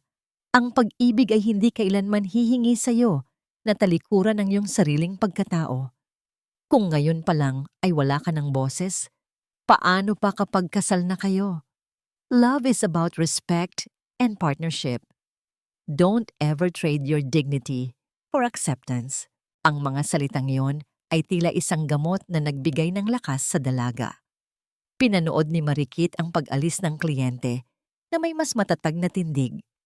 Sa bawat babaeng natutulungan niya, nararamdaman ni Marikit ang unti-unting pagsasara ng mga sugat sa kanyang sariling kaluluwa. Nang sumapit ang dapit hapon, ang langit ay nagkulay ginto. Sumasalamin sa mga bagong salamin ng bakery. Pumasok si Dr. Gabriel Montemayor. Hindi dala ang kanyang stethoscope, kundi isang simpleng ngiti na tila sapat na upang kumpletuhin ang araw ni Marikit. Lumapit siya kay Marikit at dahan-dahang kinuha ang apron nito upang tulungan siyang magligpit. "You've been working too hard again, Kit."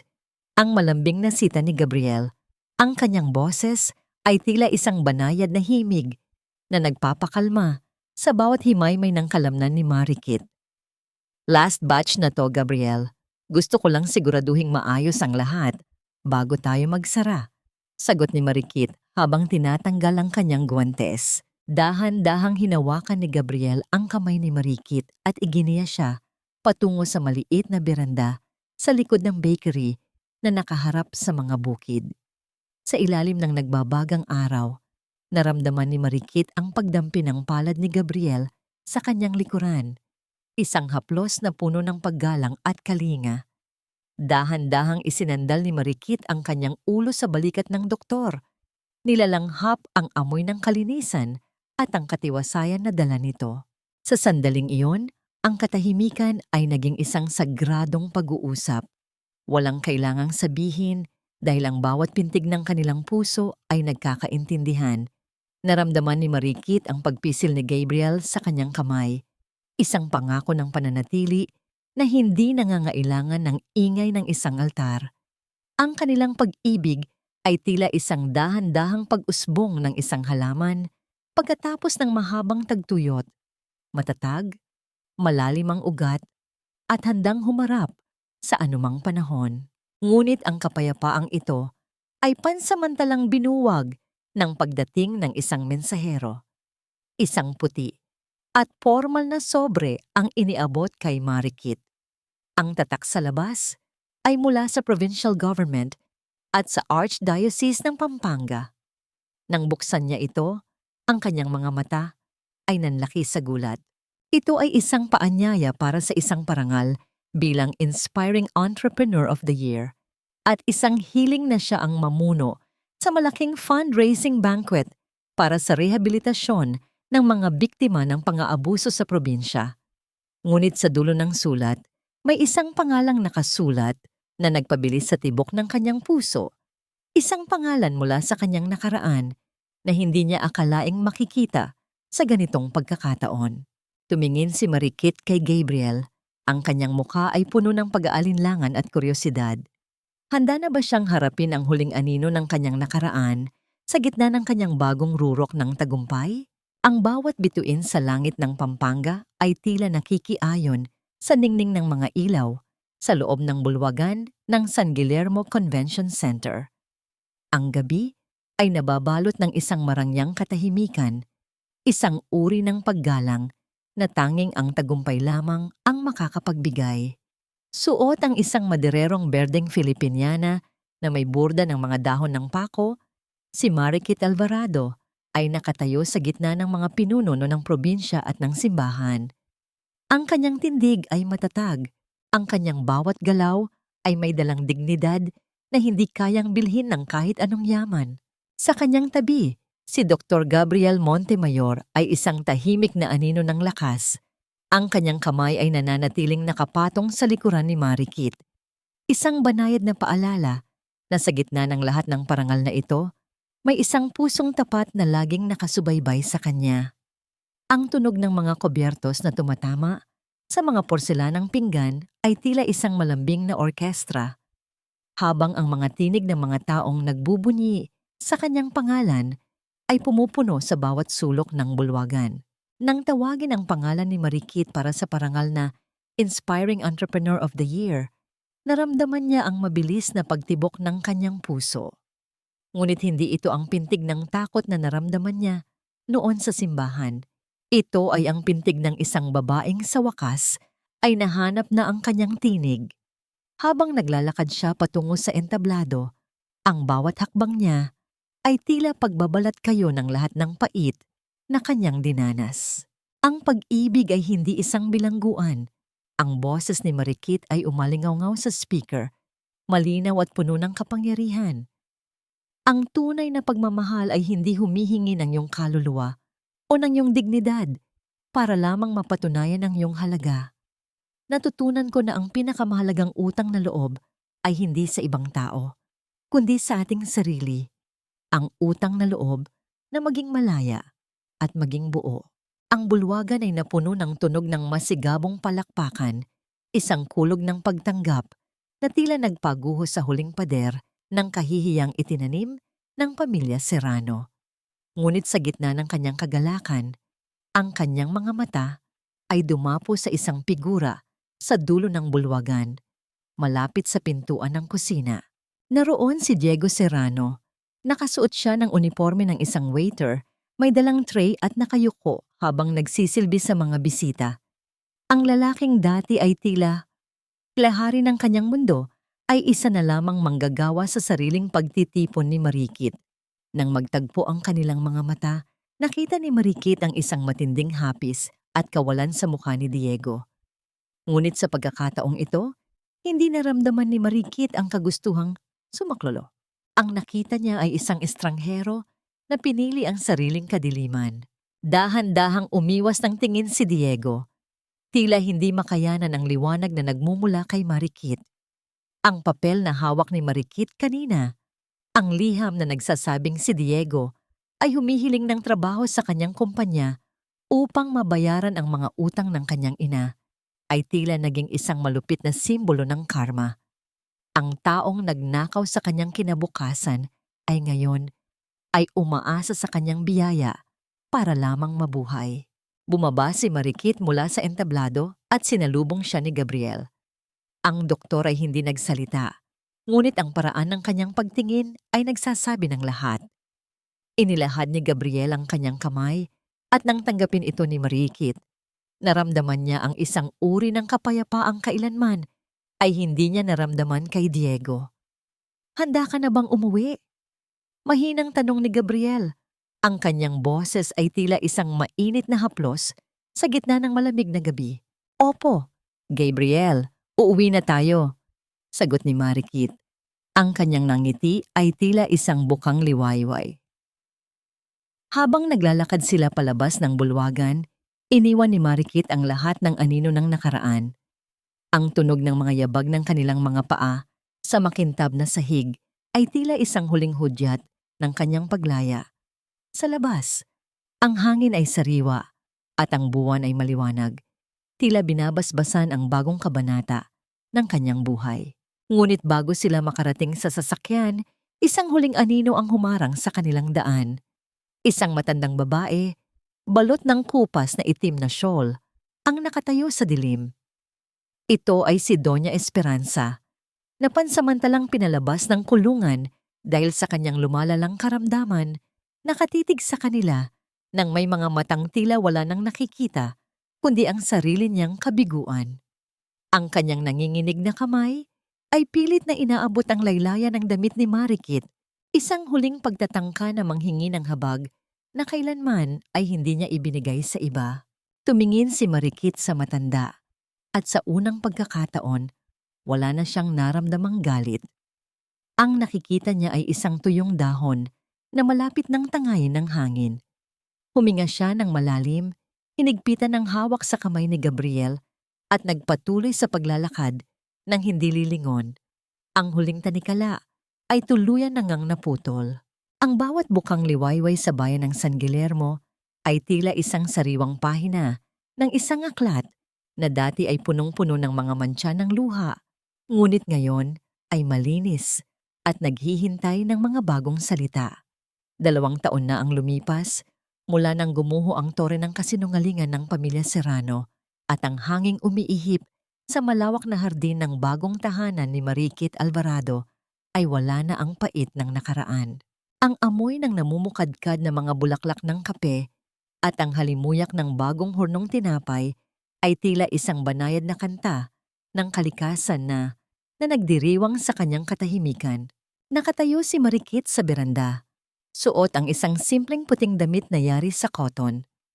Ang kanyang mga kamay, na dati ay palaging nakakuyom sa takot at pag-aalinlangan, ay maluwag na nakapatong sa kanyang sinapupunan. Nararamdaman niya ang marahang paggalaw sa loob niya, isang bagong buhay na bunga ng isang pag-ibig na hindi kailanman nanghingi ng kapalit. Sa kanyang tabi, ang isang maliit na duyan ay dahan-dahang umiindayog sa ihip ng hangin, tila naghihintay sa pagdating ng isang anghel na magpapatuloy sa kanyang kwento. Dahan-dahang lumapit si Gabriel mula sa loob ng bahay, may dalang 2 tasa ng mainit na tsokolate. Ang tunog ng kanyang mga yabag sa sahig na gawa sa Nara ay may dalang katiwasayan. Hindi na kailangan ni Marikit na lumingon upang malaman na naroon na ang lalaking nagturo sa kanya na ang tunay na dambana ay hindi lamang matatagpuan sa loob ng simbahan, kundi sa loob ng isang pusong marunong rumespeto. Ang lalalim na naman ang iniisip mo, Kit. Ang malambing na bulong ni Gabriel habang inilalapag ang tasa sa mesa. Ang kanyang kamay ay dahan-dahang dumampi sa balikat ni Marikit, isang haplos na palaging nagpapaalala sa kanya na siya ay ligtas at pinahahalagahan. Iniisip ko lang kung gaano kalayo na ang narating natin, Gabriel, sagot ni Marikit. Ang kanyang boses ay tila isang mahinahong agos ng tubig. Dati, akala ko ang mundo ko ay magtatapos sa altar na yon. Akala ko ang utang na loob ay isang tanikalang habambuhay kong dapat pasanin. Tumingin si Marikit sa malayo, sa direksyon ng bayan, kung saan nakatayo pa rin ang lumang syongban na ngayon ay pinatatakbo na ng mga tauhang tinulungan niya. Ang balita tungkol kay Doña Esperanza ay dumating sa kanya noong nakaraang buwan. Ang matanda ay payapang pumanaw sa isang charity ward, mag-isa at walang kahit isang perlas na natira sa kanyang katawan. Si Diego naman ay napaulat na umalis na ng bansa upang magtrabaho bilang isang simpleng laborer sa malayo. Pilit na binubura ang bakas ng isang pangalang dati ay ipinagmamalaki niya ng walang basehan. Napatawad mo na ba sila ng lubusan? Tanong ni Gabriel. Ang kanyang mga mata ay puno ng malasakit. Huminga ng malalim si Marikit. Pinatawad ko na sila. Hindi dahil karapat-dapat sila, kundi dahil karapat-dapat ako sa kapayapaan. Ang galit ay isang uri rin ng pagkakagapos at ayaw ko nang maging bilanggo ng kahit na sino. Ang tanging utang na loob na kinikilala ko ngayon ay ang utang ko sa sarili ko. Ang pagkakataong mabuhay ng malaya at magmahal ng totoo. Isinandal ni Marikit ang kanyang ulo sa dibdib ni Gabriel. Nilalam namang bawat tibok ng puso ng lalaking naging katuwang niya sa pagbuo ng mga pira-pirasong pangarap. Ang katarungan para sa kanya ay hindi lamang ang pagkakakulong ng mga nagkasala, kundi ang kakayahang ngumiti muli ng walang halong pait. Ang kanyang tagumpay ay hindi nasusukat sa dami ng kanyang mga bakery, kundi sa lalim ng kanyang katahimikan. Sa gitna ng dapit hapon, habang ang araw ay dahan-dahang nagtatago sa likod ng mga bundok ng Arayat, ang mundo ni Marikit ay nababalot ng isang gintong liwanag. Ang bawat sugat na iniwan ng altar ay naging mga pilat na nagsisilbing medalya ng kanyang katatagan. Natutunan niya na ang pag-ibig ay hindi pagsuko, kundi isang matapang na pagpili na panatilihin ang sariling dignidad habang ibinibigay ang puso sa iba. Habang naglalakad silang dalawa, pabalik sa loob ng kanilang tahanan, ang huling tunog na narinig ni Marikit ay ang banayad na paghampas ng hangin sa mga dahon. Isang bulong ng kalikasan na nagsasabing sa wakas, ang lahat ay nasa tamang lugar na. Ang Marikit na sugatan ay tuluyan na ngang nahilingan ng lunas, at ang babaeng nakatayo ngayon ay isang reyna ng kanyang sariling kapalaran.